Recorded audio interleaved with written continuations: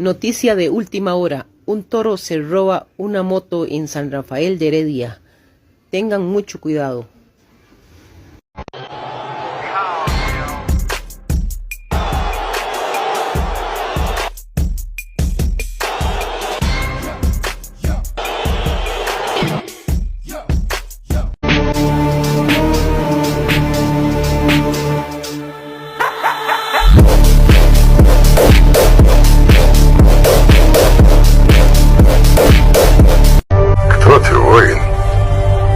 Ахиллес, сын Пелея. Ахиллес. Я...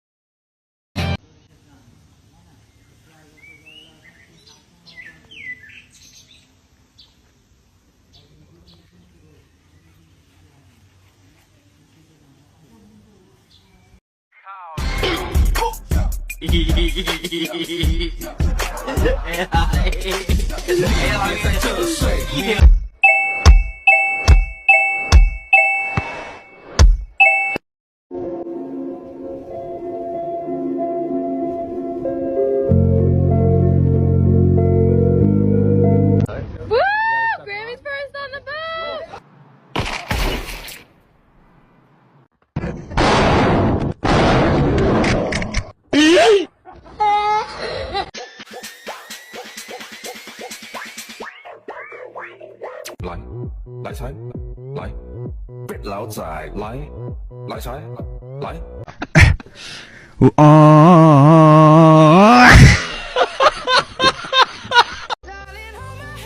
Nothing beats a Jet2 holiday. And right now, you can save £50 per person. That's